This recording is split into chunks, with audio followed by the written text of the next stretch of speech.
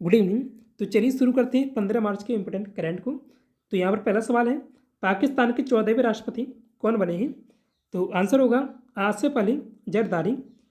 पाकिस्तान के 14वें राष्ट्रपति चुने गए आसिफ अली जरदारी ने महमूद खान अचकजई को हराया है। जरदारी का यह दूसरा कार्यकाल होगा। उन्होंने इससे पहले 2008 से 2013 तक पाकिस्तान के 11वें राष्ट्रपति के रूप में कार्य किया था। ये हैं आसिफ अली जरदारी, जो पाकिस्तान के नए राष्ट्रपति बने हैं। पाकिस्तान की राजधानी इस्लामाबाद, मुद्रा रुपया, और इसके राष्ट्रपति अभी आसिफ अली जरदारी बने हैं। आरिफ अलवी थे पहले। प्रधानमंत्री शहबाज शरीफ। पहली महिला सीएम बनी है अभी मरियम नवाज, और ये पाकिस्तान के पंजाब प्रांत से बनी है सीएम, पंजाब प्रांत की। और ये पाकिस्तान में पहली सीएम है पाकिस्तान के किसी भी प्रांत में। इसका राष्ट्रीय खेल हॉकी है। संतोष ट्रॉफी 2024 का विजेता कौन बना है? आंसर होगा सर्वश्रेष्ठ के द्वारा एक खिताब जीता गया है। संतोष ट्रॉफी 2023-24 का ये एडिशन था। इसका विजेता सर्वश्रेष्ठ, इसने 7th बार खिताब जीता है। उपविजेता गोवा रहा है। संस्करण इसका 77वां था। टीमों की संख्या 38 है। आयोजन स्थल था अरुणाचल प्रदेश, और इसका संबंध फुटबॉल से है। तो ये भी आपको याद रखना है, आपको फुटबॉल से संबंधित है। संतोष ट्रॉफी कई बार पहुंची गई है। इसका प्रारंभ हुआ था 1941 में। सर्वाधिक बार खिताब जीता है पश्चिम बंगाल ने। शीर्ष गोल स्कोरर फिजाम सनाथोई मेतेई हैं, ये मणिपुर से हैं। इन्होंने इसमें 9 गोल किए हैं। सर्वश्रेष्ठ खिलाड़ी समीर मुर्मू सर्वश्रेष्ठ के खिलाड़ी हैं। सर्वश्रेष्ठ गोलकीपर सयाद बिन अब्दुल कादिर, ये भी सर्वश्रेष्ठ के खिलाड़ी हैं। किस देश ने अपना पहला प्राइवेट रॉकेट काइरोस को लॉन्च किया है? आंसर होगा जापान। 13 मार्च को जापान की private space company space one ने पहले प्राइवेट रॉकेट काइरोस को लॉन्च किया है। यह रॉकेट लॉन्चिंग के कुछ देर बाद ही नष्ट हो गया था।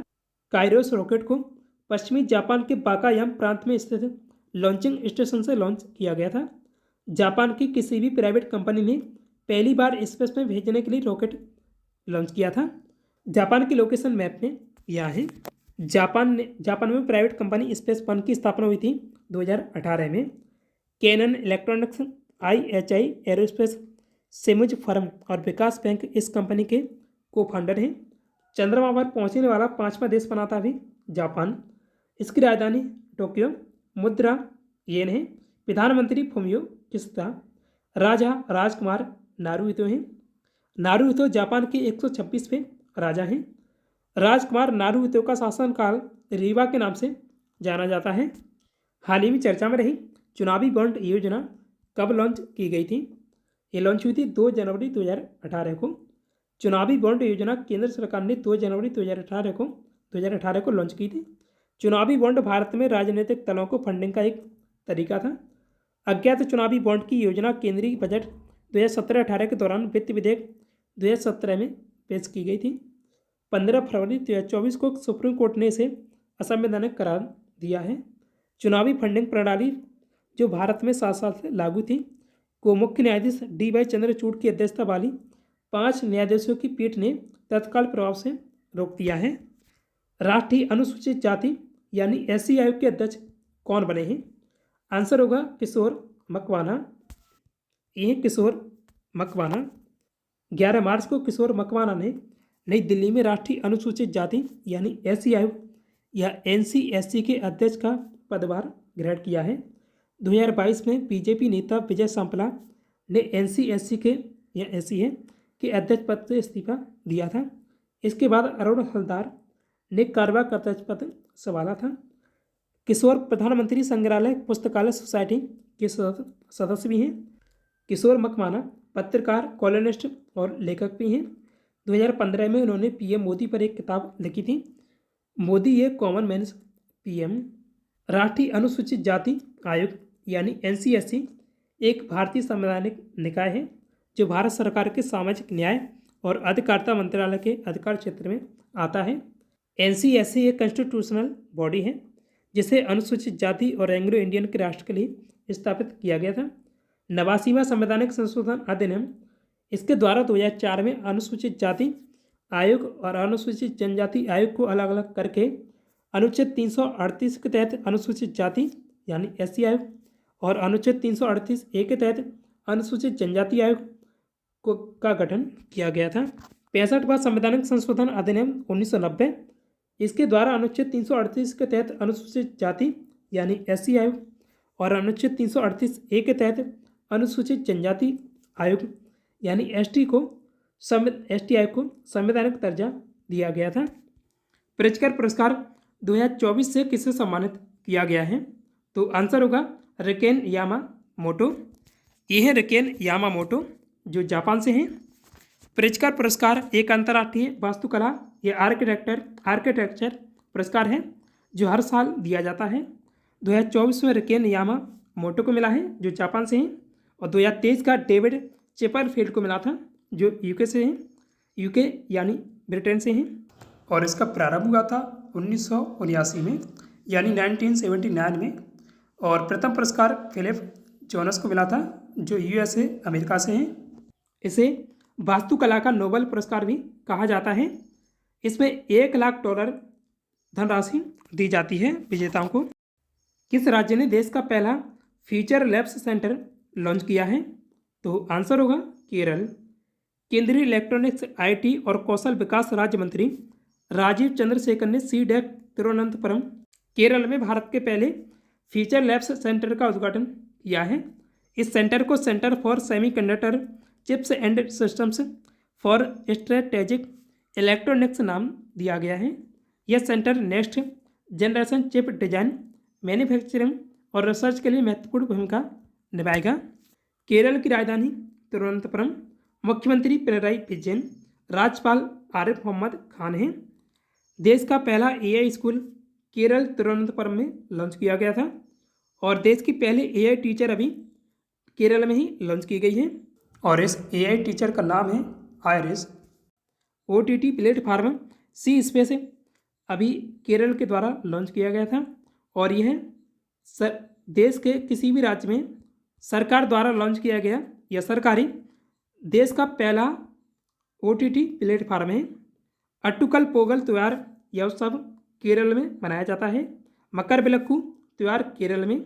ओलांचेरी राजगोपाल, इन्हें 2024 का पद्म भूषण मिला है और इन्हें सार्वजनिक मामलों में ये पुरस्कार दिया गया है और एक केरल राज्य के निवासी हैं।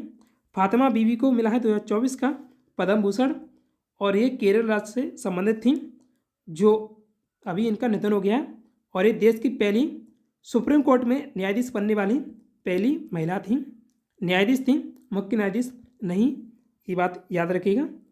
ऑपरेशन अमृत एक केरल सरकार के द्वारा लॉन्च किया गया था।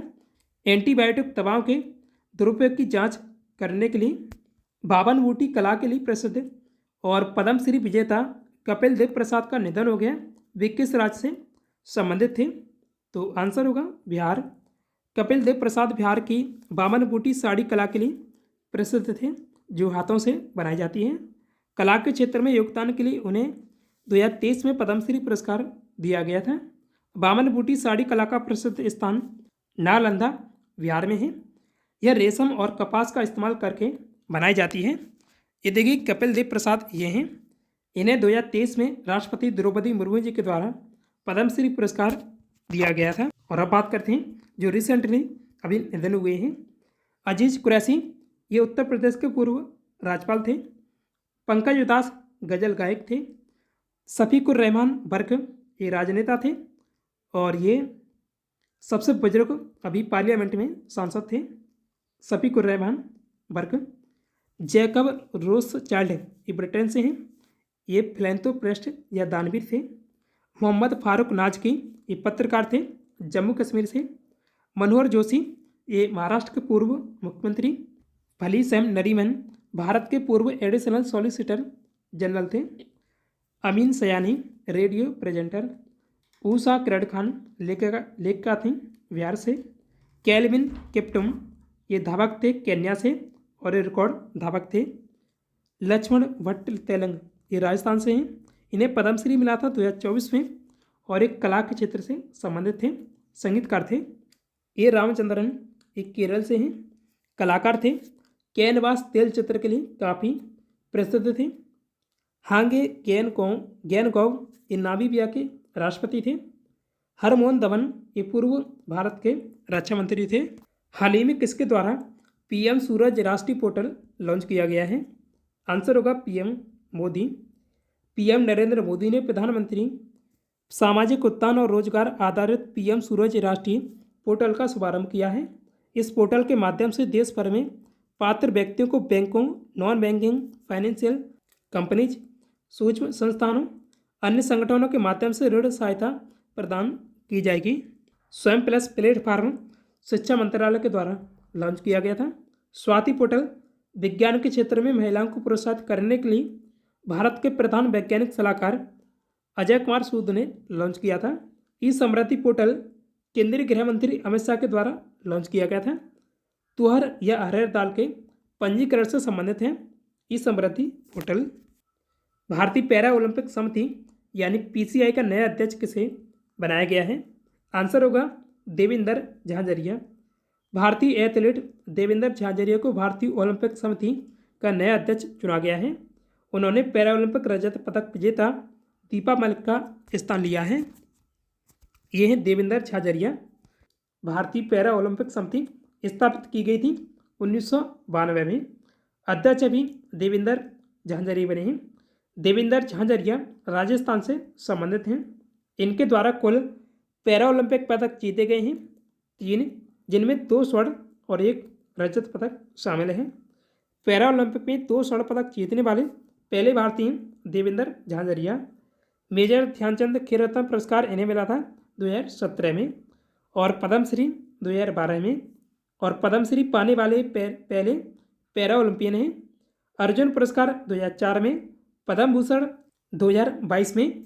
और अब बात करते हैं जो रिसेंटली नियुक्तियाँ की गई हैं। वर्ल्ड गोल्ड काउंसिल इंडिया के सीईओ बने हैं सचिन जैन। एनटीपीसी के डायरेक्टर बने हैं रविंद्रन कुमार, और ये एनटीपीसी बिजली कंपनी है। पाकिस्तान की पहली महिला सीएम बनी है मरियम नवाज। इंडोनेशिया के राष्ट्रपति प्रोबोवो सुबियांतो। फिनलैंड के राष्ट्रपति अलेक्जेंडर स्टेप। उत्तराखंड उच्च न्यायालय की पहली महिला मुख्य न्यायाधीश ऋतु बहारी। फ्रांस के प्रधानमंत्री कैपिटल अटल। यमन के प्रधानमंत्री Ahmed bin Mubarak. Vice chief of army staff Upendra Dwivedi. Malaysia के राजा सुल्तान इब्राहिम, ये 17वें नंबर के हैं। एसएसपी के महानिदेशक दलजीत सिंह चौधरी। ताइवान के राष्ट्रपति लाई चिन ते। चाड के प्रधानमंत्री सक्सेस मसरा। बीएसएफ की पहली महिला स्नाइपर सुमन कुमारी बनी है। देश के लोकपाल बने हैं एएम खान मिलकर, जो दूसरे नंबर के हैं, और देश के पहले लोकपाल थे पिनाकी चंद्र घोष। 16वें वित्त आयोग के अध्यक्ष बने हैं अरविंद पनगड़िया। सीआईएसएफ की पहली महिला डीजी या महानिदेशक नीना सिंह बनी है। क्लाउड सॉफ्टवेयर कंपनी सप ने भारतीय उपमहाद्वीप के लिए अध्यक्ष मनीष प्रसाद को नियुक्त किया है। विश्व बैंक की वैश्विक पर्यावरण सुविधा के लिए स्वतंत्र मूल्यांकन कार्यालय के निदेशक गीता बत्रा को बनाया गया है। एनएसजी के डीजी बने हैं या महानिदेशक दलजीत सिंह चौधरी। इन्हें अतिरिक्त प्रभार दिया गया है। संसद सुरक्षा का प्रमुख बनाया गया है अनुराग अग्रवाल को। आईआरसीटीसी के चेयरमैन संजय कुमार जैन। अंतर्राष्ट्रीय न्यायालय के अध्यक्ष नवाब सलाम। ट्राई के चेयरमैन अनिल कुमार लाहौटी। देश के पहले दलित सीआईसी यानी चीफ इंफॉर्मेशन कमिश्नर हीरालाल सांवरिया बने थे। बिम्स्टेक के महासचिव बने हैं इंद्रमणि पांडे, और बिम्स्टेक के महासचिव बनने वाले पहले भारतीय हैं इंद्रमणि पांडे। देश के सबसे युवा आईजी बने हैं अरुण मोहन जोशी। भारतीय विदेश मंत्रालय के प्रवक्ता बने हैं रणधीर जायसवाल। आईटीबीपी के डीजी बने हैं राहुल राजकोत्रा। अब देखते हैं स्टैटिक जीके। किस स्थान से नर्मदा नदी का उद्गम होता है? अमरकंटक पठार से, मध्य प्रदेश में। राजस्थान की एकमात्र नदी जो साल भर बहती है ये चंबल नदी है। राजस्थान में प्रवेश करती है 84गढ़ चित्तौड़ से। चूलिया जलप्रपात किस नदी पर स्थित है?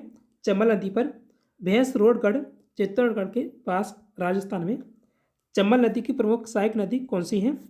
काली, सिंध और बनास। ये काफ़ी पूछी गई हैं।